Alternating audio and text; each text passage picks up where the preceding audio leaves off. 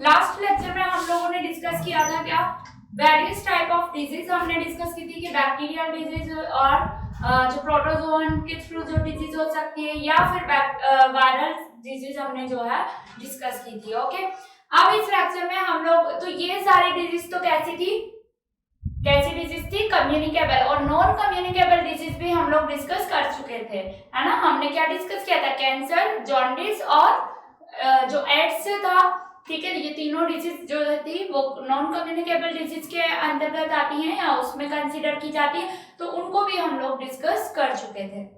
Okay, तो ये जो डिजीज थी ये तो थी एक्वायर्ड डिजीज। कैसी डिजीज थी, एक्वायर्ड डिजीज। मैंने आपको लीनियर जो डायग्राम बनाया था उसके थ्रू एक्सप्लेन किया था ना, कम्युनिकेबल और non communicable disease. Okay, now हम लोग क्या डिस्कस करेंगे, congenital disease. Okay, so next जो डिजीज है वो कैसी है, कॉन्जेनाइटल डिजीज। कॉन्जेनाइटल डिजीज को जो है 3 पार्ट्स में क्या किया गया है, डिवाइड किया गया है। ओके, 3 पार्ट्स कौन कौन से हैं, अब ए जो है वो है gene mutation, B chromosomal mutation,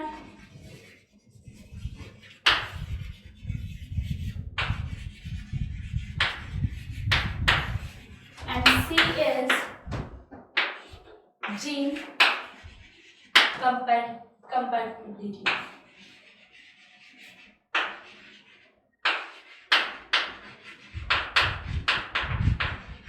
okay, तो यहाँ देखो जीन म्यूटेशन में जो है हम इसमें जो कौन कौन से जो है डिस्कस करेंगे, कौन कौन से एल्बिनिज्म जो डिजीज होती है वो जीन म्यूटेशन की वजह से होती है, ठीक है। After that sickle cell anaemia,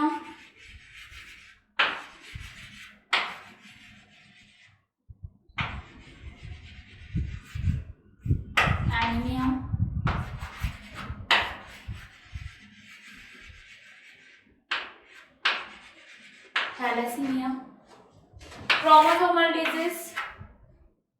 chromosomal disease में क्या होगा, यानी कि क्रोमोसोमल म्यूटेशन में क्रोमोसोम्स का म्यूटेशन हो जाता है। ओके, तो यहाँ देखो कौन कौन सी डिजीज हम डिस्कस करेंगे, Turner syndrome, Klinefelter,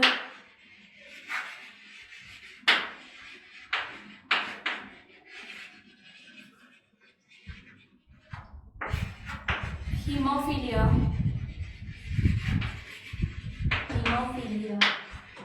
next colour blindness. Hemophilia and color blindness are inherited disease. Blindness, ये सारी डिजीज हमें डिस्कस करनी है, ठीक है। नेक्स्ट जीन कॉम्पैक्टिबिलिटी में RH कॉम्पैक्टिबिलिटी,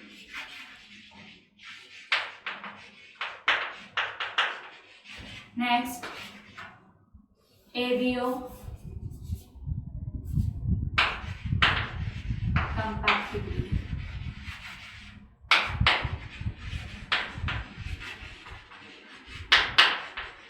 ओके। तो हम लोगों को ये डिस्कस करने हैं यहाँ पर, ठीक है। अब हम इसमें जो है कुछ वेरियस डिजीज हम सेलेक्ट कर रहे हैं, जो ही हम इसमें क्या करेंगे, डिस्कस करेंगे। ओके, तो देखो फर्स्ट ऑफ ऑल हम लोग क्या डिस्कस कर रहे हैं इसमें, हीमोफीलिया डिजीज। ओके, तो फर्स्ट हम लोग क्या ले रहे हैं, हीमोफीलिया डिजीज। तो देखो हीमोफीलिया डिजीज जो है वो कैसी डिजीज है, सेक्स लिंक्ड डिजीज इसको कहा जाता है, बिकॉज ये सेक्स जो सेक्स क्रोमोसोम्स होते हैं उनका थ्रू क्या होती है, इनहेरिटेड होती है, यानी कि ये क्या होती है, उनके थ्रू कम्युनिकेट होती है या फिर उनके थ्रू ऑफस्प्रिंग में जाती हैं, ठीक है। तो एक्स क्रोमोसोम के थ्रू हो रही है। तो फर्स्टली हम कौन सी डिस्कस कर रहे हैं, हीमोफीलिया।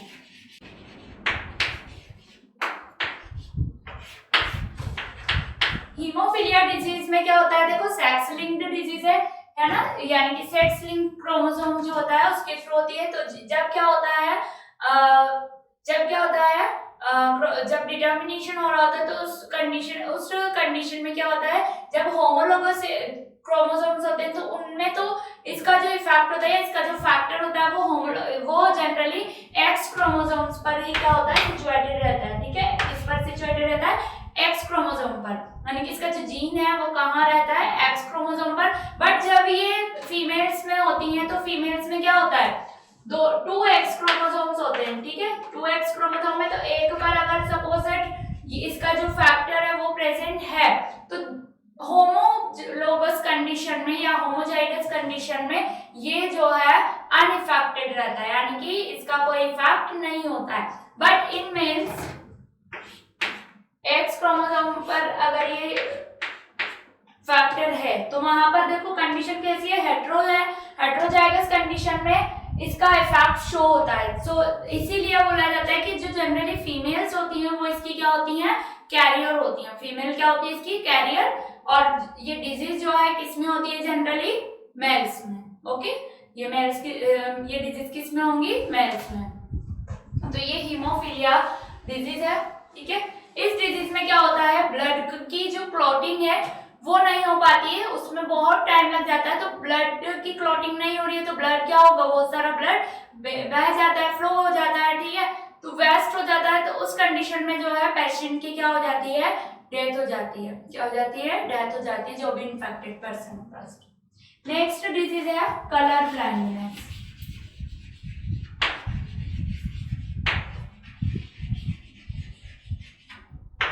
कलर ब्लाइंडनेस ये भी सेक्स लिंक्ड डिजीज है। कैसी डिजीज है, सेक्स लिंक्ड डिजीज है ये भी। और इस डिजीज में भी एक्स क्रोमोसोम पर ही फैक्टर क्या होता है, प्रेजेंट होता है। कहाँ प्रेजेंट होता है, एक्स क्रोमोसोम पर ही। ठीक है, तो इसी में भी सेम वही कंडीशन है कि होमोलोगस कंडीशन या होमोजाइगस कंडीशन में तो इनका कोई इफेक्ट नहीं होता है, यानी कि फैक्टर अपना इफेक्ट शो नहीं कर पाते। बट इन मेल्स ये इफेक्ट शो करते हैं। और इसका क्या इफेक्ट पड़ता है, ये फैक्टर अगर प्रेजेंट होता है तो जो भी पेशेंट होगा या जो भी इससे इन्फेक्टेड जो पर्सन होगा वो क्या नहीं कर पाएगा, वो ग्रीन एंड रेड कलर में क्या नहीं कर पाता है, डिफ्रेंशिएट नहीं कर पाता है, डिस्टिंग्विश नहीं कर पाता है कि रेड कलर कौन सा है और ग्रीन कलर कौन सा है। क्लियर। अब देखो ये यहाँ पर जो है इसको डिवाइड किया जाता है प्रोटेनोपिया, ड्यूटेरोनोपिया और ट्राइटेनोपिया। तो प्रोपेनोपिया जो डिजीज होगी या हीमोफीलिया का टाइप है उसमें जो है कलर ग्रीन होता है, यानी कि ग्रीन कलर में डिस्टिंग्विश नहीं हो पाता है। ड्यूटेरोनोपिया में ब्लू कलर एंड जो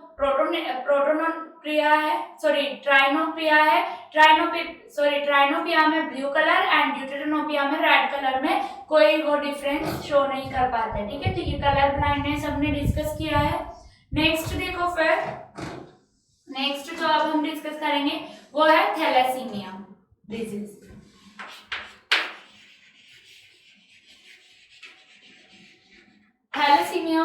थैलेसीमिया डिजीज जो है जनरली कैसी डिजीज है, जीन म्यूटेशन के थ्रू होती है। किसके थ्रू होती है, जीन म्यूटेशन के थ्रू।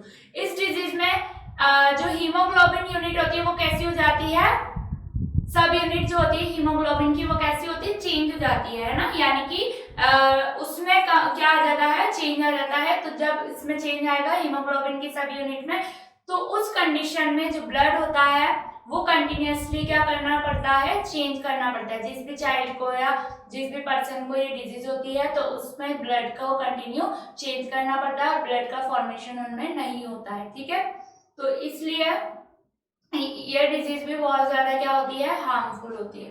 क्लियर। नेक्स्ट देखो आप हेडिंग है, नेक्स्ट जो हेडिंग है वो क्या है, इंटरफेरोन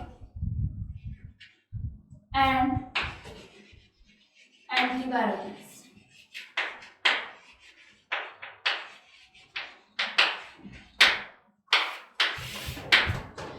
एंटीबायोटिक्स एंड इंटरफेरोन। तो देखो एंटीबायोटिक्स क्या होती हैं, जनरली एंटीबायोटिक वो सब्सटेंस या वो केमिकल सब्सटेंस होते हैं जो किनके थ्रू प्रोड्यूस किए जाते हैं, लिविंग ऑर्गेनिज्म के थ्रू।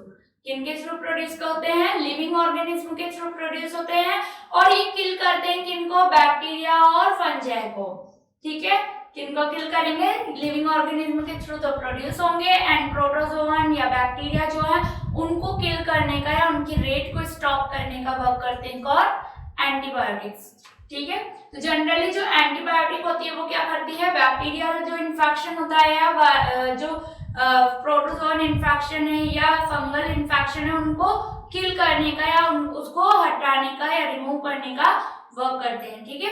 तो एंटीबायोटिक्स जो है जनरली कौन कौन सी हैं, हम लोग उसके एग्जांपल डिस्कस कर लेते हैं। एग्जांपल क्या क्या है, पेनिसिलिन, स्ट्रेप्टोमाइसिन, क्लोराम्फेनिकोल, टेट्रासाइक्लिन, ये सभी क्या है एंटीबायोटिक्स जनरली यूज में ली जाती हैं, ठीक है। नेक्स्ट देखो फिर हमने क्या लिखा है, इंटरफेरोन। इंटरफेरोन क्या है, तो देखो इंटरफेरोन क्या होता है, इंटरफेरोन वो सब्सटेंस है, देखो जब वायरल का अटैक होता है ना हमारी बॉडी पर, तो वायरल का जो इन्फेक्शन होता है उसको इजीली स्टॉप करना पॉसिबल नहीं होता है ना। वायरल इन्फेक्शन जो है वो बहुत ज्यादा क्या होता है, हार्मफुल होता है, पावरफुल भी होता है, तो उसको खत्म करने के लिए क्या किया जाता है, इंटरफेरोन का यूज किया जाता है। क्या किया जाता है, इंटरफेरोन का यूज किया जाता है, यानी कि उस वायरस के अगेंस्ट नई जो है एंटीबॉडी का यूज किया जाता है, और फिर उसको क्या बोला हमने, इंटरफेरोन, और उस वो इंटरफेरोन दे दिया जाता है जिससे कि वो पर्टिकुलर जो वायरस होता है उसकी एक्टिविटीज क्या हो जाती है, रिड्यूस हो जाती है, और ये उसको स्टॉप कर देता है, क्लियर। तो ये इंटरफेरोन और एंटीबायोटिक्स की हमने बात की है। नेक्स्ट हेडिंग है देखो, वैक्सीन या इम्यूनाइजेशन।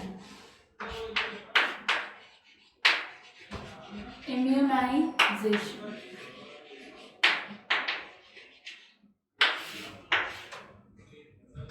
इम्यूनाइजेशन क्या होगा, देखो इम्यूनाइजेशन का मीनिंग होता है इम्यून सिस्टम के थ्रू एंटीबॉडीज का क्या करना, प्रोडक्शन करना।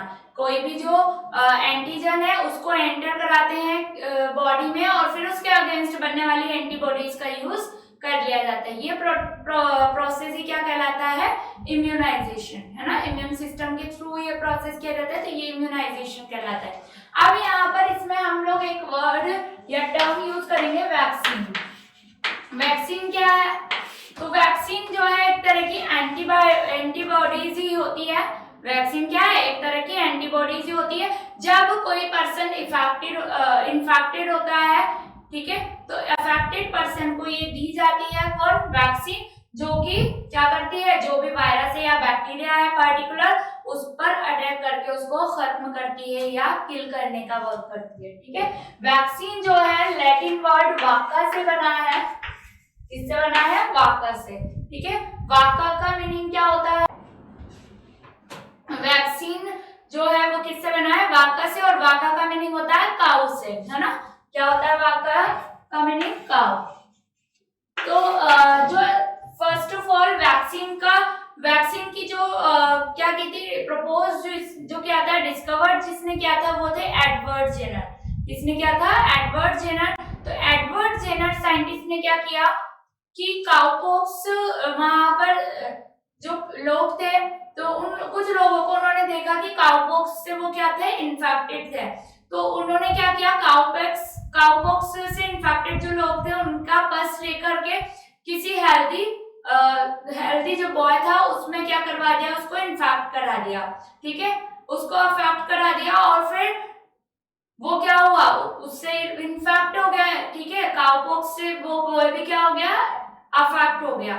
अब देखो जो इन्फेक्टेड पर्सन है वो बॉय अफेक्ट हो गया, फिर क्या किया एडवर्ड जेनर ने, कुछ टाइम बाद क्या हुआ, वो जब बॉय ठीक हो गया तो उन्होंने क्या किया, स्मॉल पॉक्स जो वहां पर फैल रहा था तो उसका भी पस लेकर के उस बॉय में क्या किया, एंटर कराया। तो उन्होंने क्या देखा कि वो बॉय अब इन्फेक्टेड नहीं होता है, स्मॉल पॉक्स डिजीज उसको नहीं हुई। तो ऐसा क्यों हुआ, बिकॉज काउपॉक्स जो था उसके अगेंस्ट उसकी बॉडी में क्या फॉर्म हो गई थी, एंटीबॉडीज फॉर्म हो गई थी। ठीक है, तो एंटीबॉडीज फॉर्म हुई तो उन्होंने उस एंटीबॉडी ने क्या किया, जो स्मॉल पॉक्स का एंटीजन था यानी कि जो वायरस वो था वायरस, उसको क्या किया, उसने किल कर दिया। ठीक है, क्या किया उसने, उसे किल कर दिया, तो वो हेल्दी रहा। तो ये एक्सपेरिमेंट उनका क्या हो गया था, सक्सेसफुल हो गया था। इसीलिए जो है एडवर्ड जेनर को वैक्सीन का फादर ऑफ वैक्सीन कहा जाता है। ठीक है, क्या कहते हैं एडवर्ड जेनर को, फादर ऑफ वैक्सीन। और फादर ऑफ मेडिसिन किसे कहते हैं हम लोग, फादर ऑफ मेडिसिन कौन है, हिप्पोक्रेटस। कौन है, हिप्पोक्रेटस फादर ऑफ मेडिसिन कहलाते हैं। ठीक है, और फादर ऑफ सर्जरी कौन है, सुश्रुत। कौन है, Sushruta. Okay, and father of Ayurveda Charak. ठीक है, तो ये कुछ टर्म है जो आपको याद रखनी है। तो क्लियर हो गया इम्यूनाइजेशन एंड वैक्सीन।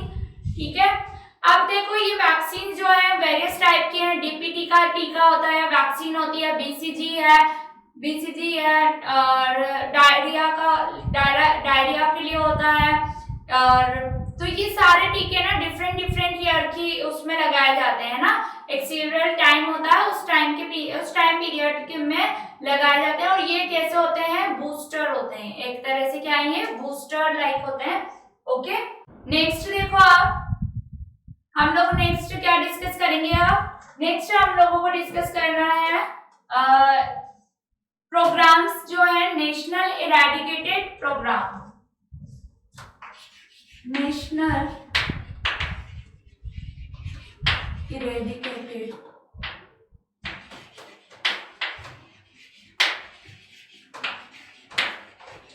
प्रोग्राम।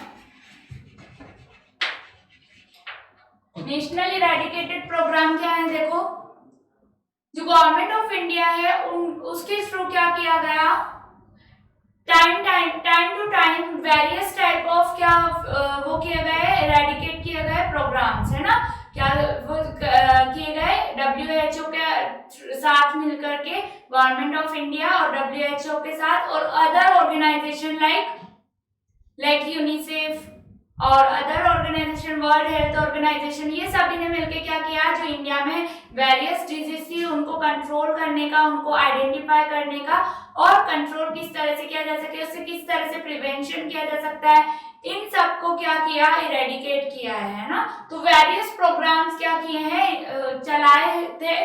ठीक है, उन्होंने, तो वो प्रोग्राम्स हम लोग क्या करेंगे, यहाँ पर डिस्कस करेंगे। ओके, फर्स्ट जो प्रोग्राम हम डिस्कस कर रहे हैं वो है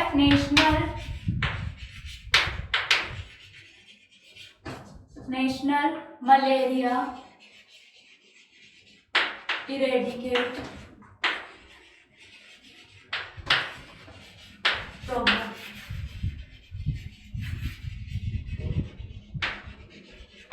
ओके, तो नेशनल मलेरिया इरेडिकेट जो प्रोग्राम था ये जो है 1953 में इरेडिकेट किया था, स्टार्ट किया था। कब स्टार्ट किया, 1953 में। ओके, तो मलेरिया का जो कॉजिंग एजेंट है वो कौन है, किस तरह से इसका आइडेंटिफिकेशन होता है, क्या इसके सिम्टम्स होते हैं और कौन कौन से वे हैं जिनके थ्रू ये क्या हो रहा है, स्प्रेड हो रहा है। तो ये सब का क्या किया जाता है, टाइम टू टाइम क्या किया जाता है, जो डिस्पेंसरी से कनेक्टेड जो लोग होते हैं या डॉक्टर्स जो हैं, ठीक है, नर्सेज, उनको डिफरेंट प्लेसेस पर भेजा गया था और फिर उनके बारे में उन्होंने इस डिजीज के बारे में क्या किया था, सब लोगों से कम्युनिकेशन किया कि किस तरह से इस डिजीज से क्या कर सकते हैं, किस तरह से इसको कंट्रोल किया जा सकता है। तो इस तरह से क्या हुआ, इस प्रोग्राम को चलाने से क्या हुआ, जो मलेरिया इतना ज्यादा क्या हो रहा था, स्प्रेड हो रहा था, उसको कंट्रोल कर लिया गया। ठीक है, नेक्स्ट जो प्रोग्राम है B national leprosy eradicate programme. ये प्रोग्राम जो स्टार्ट किया गया था तो 1955 में स्टार्ट किया गया। National leprosy programme. तो इस प्रोग्राम का भी यही क्या मेन वो था, इसका भी मेन जो वो था हाँ, इसकी जो ये स्कीम जो प्रिपेयर की गई ये 1955 में क्या हुआ था, चलाया गया था प्रोग्राम। और इसका जो मेन इम्पोर्टेंट था या मेन जो पॉइंट था वो क्या है कि ये डिजीज जो क्या हो रही थी वहां पर स्प्रेड हो रही थी, तो उसको कंट्रोल करने के लिए इस प्रोग्राम को क्या किया गया था, इनिशिएट किया गया था। सी जो है next national tuberculosis eradicate programme.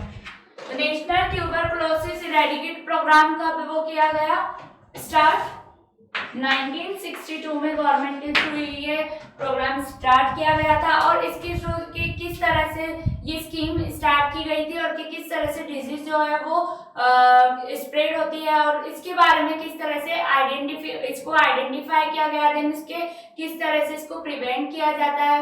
तो वही सब चीजें हैं ना कि किस तरह से इसका जो है प्रोग्राम बनाया उन्होंने। और डिस्ट्रिक्ट लेवल पर जो है हर एक डिस्ट्रिक्ट में इसको क्या किया गया था, चलाया गया था इस प्रोग्राम को। ठीक है, नेक्स्ट जो है डी नेशनल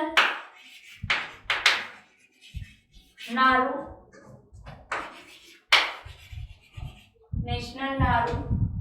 इरेडिकेट प्रोग्राम। इस प्रोग्राम को देखो इनिशिएट किया गया था। ये प्रोग्राम अप्रोक्सीमेट 5 to 6 ईयर तक 5 to 6 ईयर का जो है स्कीम थी ये प्रोग्राम। और इस प्रोग्राम के थ्रू क्या किया गया कि जो कंटामिनेटेड फूड एंड वाटर के थ्रू ये जो नारू डिजीज है वो क्या होती है, स्प्रेड होती है ना। तो उसके थ्रू पीपल को क्या किया गया, उनको बताया गया कि किस तरह से जो है या तो वाटर जो है वो कैसा है, नॉर्मल वाटर को यूज नहीं किया जाना चाहिए, उसको पहले बॉईल किया जाए या फिर उसको जो है किसी तरह से प्योर किया जाए। ओके, तो ये वाटर आपको जो है और एंड फूड आपको यूज करना है। ठीक है, तो ये इसके क्या थे और जो इसका कॉजिंग एजेंट था उसको आइडेंटिफाई करना और उसका जो पीरियड है कि किस तरह से जो है ये स्प्रेड होता है, उसके मोड सब लोगों को क्या किए गए थे, बताए गए थे। ठीक है, तो ये इसका मेन क्या था, मोटो था। ठीक है, नेक्स्ट ई नेशनल एड्स कॉर्पोरेशन ऑर्गेनाइजेशन है ना, या eradicate programme.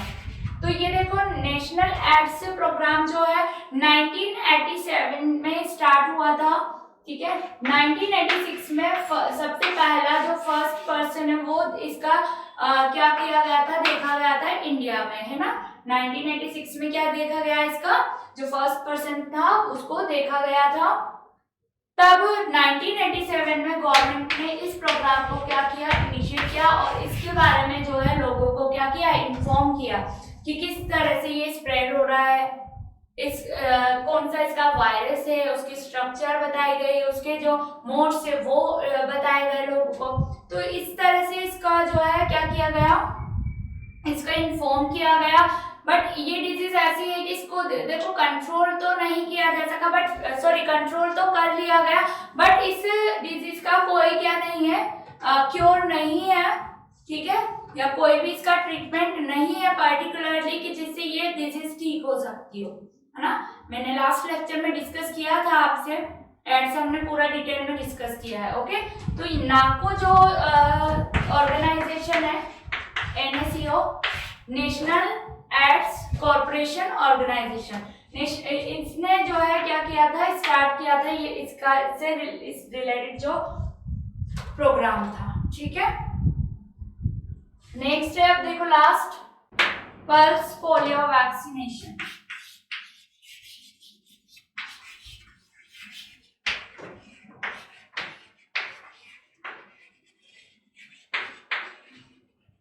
Pulse polio vaccination, तो ये देखो जनरली ये जो है 9 दिसंबर 1995 को क्या किया गया था, स्टार्ट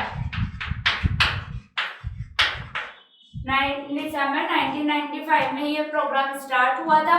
और इस प्रोग्राम का भी क्या मोटो था कि इसको कंट्रोल करना, ठीक है। पल्स पोलियो वैक्सीनेशन इसीलिए दी जाती थी जो बर्थ बेबी होता है, ठीक है, उसको, और आफ्टर लास्ट 8 ईयर तक के जो चाइल्ड होते हैं जनरली उनको ये जो वैक्सीन है वो दी जाती थी, ठीक है। नेक्स्ट देखो, अब कॉम्पिटिटिव एग्जाम्स में जो पूछे जाते हैं उससे रिलेटेड जो टॉपिक है ना, क्वेश्चन पूछे जाते हैं, तो वो उससे रिलेटेड जो टॉपिक है इम्पोर्टेंट वो हम लोग डिस्कस कर रहे हैं, ठीक है। टॉपिक देखो कौन कौन से। फर्स्टली जो है हम हेलमेट से होने वाली डिजीज डिस्कस कर रहे हैं। देखो ये जो है आपके सिलेबस में तो नहीं है, बट ये कॉम्पिटिटिव एग्जाम्स में पूछे जाते हैं, इसलिए हम डिस्कस कर रहे हैं।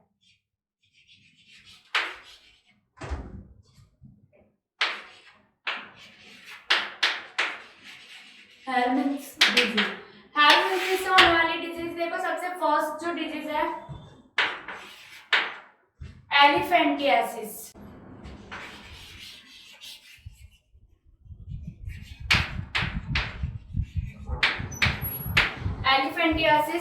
एलिफेंटियासिस जो डिजीज है ये एस्केरिस ल्यूम्ब्रिकोइड जो पैथोजन है उसके थ्रू क्या होती है, स्प्रेड की जाती है।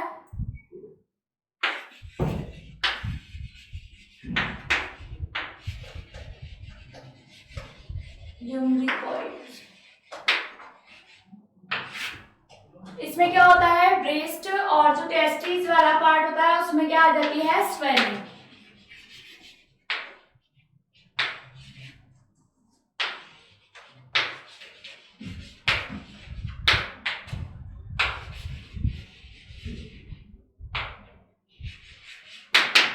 ओके, नेक्स्ट सेकंड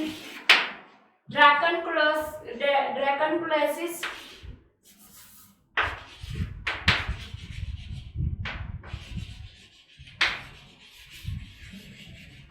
ड्रैकनकुलोसिस जो डिजीज है जनरली किससे होती है, ड्रैकनकुलस से।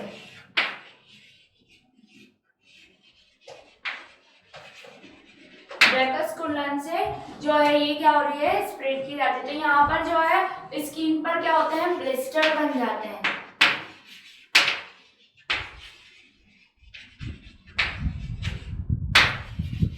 ब्लिस्टर फॉर्म ऑन स्किन, ठीक है। Next taeniasis.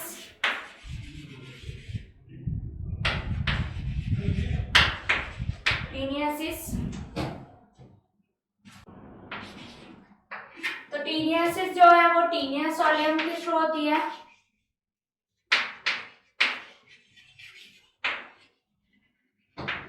टीनिया सोलियम, ये इसमें क्या होता है, नर्वस डिसऑर्डर हो जाता है और हेपेटाइटिस डिजीज होती है ना।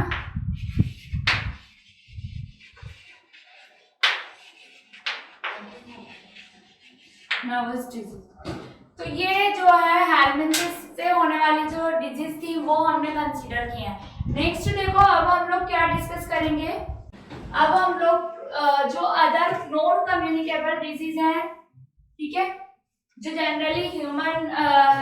जनरली पाई जाती है, तो वो डिजीज हम लोग डिस्कस कर रहे हैं। अब डिजीज के नेम कहते हैं डेफिशिएंसी, है ना, किसकी कमी होती है, किसकी डेफिशिएंसी से होता है। तो डेफिशिएंसी,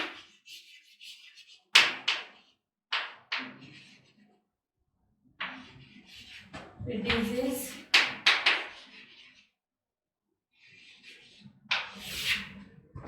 और यहाँ पर symptoms.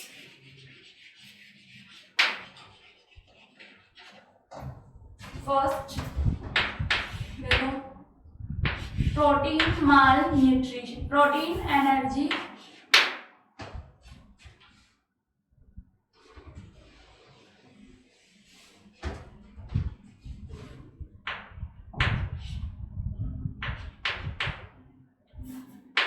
Protein energy malnutrition, TM।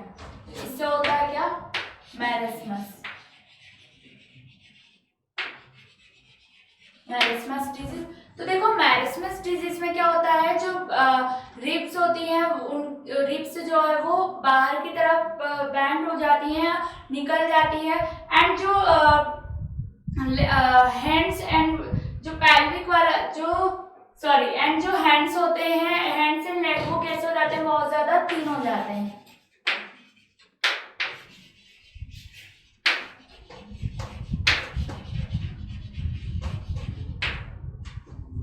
Second,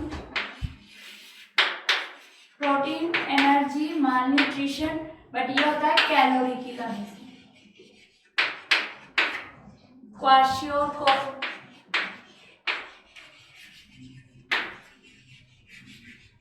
क्वाशियोकोर, तो इसमें भी क्या होगा, वही सेम।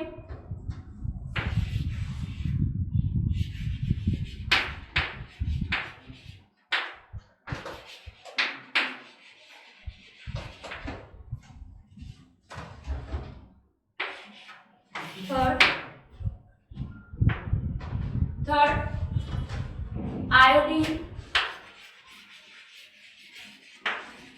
आयोडीन की जो है कमी होती है, डेफिशिएंसी हो जाती है, तो गॉइटर डिजीज होती है ना, गॉइटर डिजीज। एंड इसका सिम्टम, नेक जो होता है वो स्वेलन हो जाता है ना, उसमें स्वेलिंग आती है।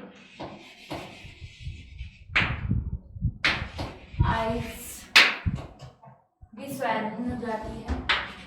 फोर्थ, आयरन, एनीमिया,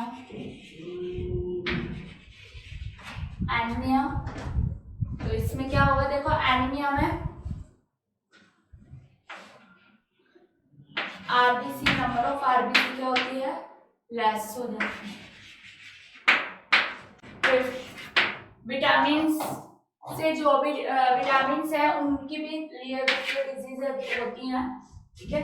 विटामिन है, वाइटामिन या विटामिन ए,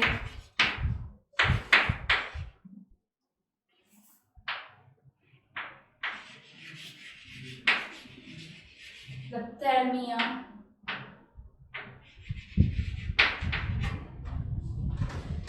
इसमें नाइट ब्लाइंडनेस,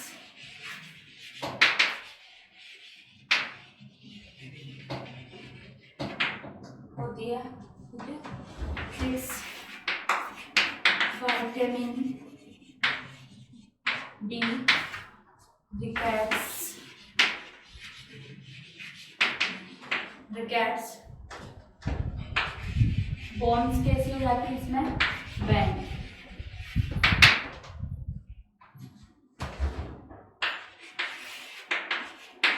देखो विटामिन ए एंड डी दोनों कैसे वो है, विटामिन ये लिपिड सॉल्युबल होते हैं, ठीक है।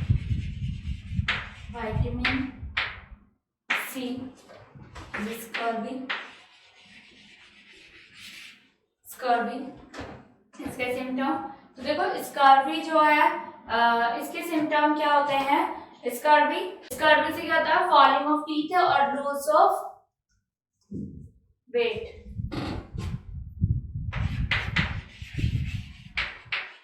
स्कर्वी जो डिजीज से क्या होता है, falling of teeth and loss of weight in weight, ठीक है। तो ये हमने डिजीज डिस्कस की है, कौन सी, नॉन कम्युनिकेबल डिजीज जो जनरली ह्यूमन बीइंग में होती है, ठीक है। ये नॉन कम्युनिकेबल है, मींस ये कम्युनिकेट नहीं होती है, ओके।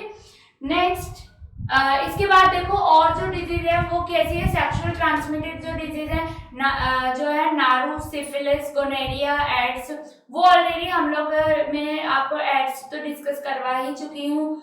और जो ये डिजीज है ये कैसी है, सेक्सुअली ट्रांसमिटेड होती हैं, यानी कि इनमें जो है सेक्सुअल जो पार्ट होते हैं, ठीक है, उनमें ही क्या होती है, प्रॉब्लम्स क्रिएट होती हैं, ठीक है। तो ये चैप्टर हमारा क्या हो चुका है, यहाँ पर कंप्लीट हो चुका है। ओके, नेक्स्ट देखो आप इसके जो क्वेश्चन आंसर है वो हम लोग डिस्कस करेंगे नेक्स्ट लेक्चर में। Okay, thank you.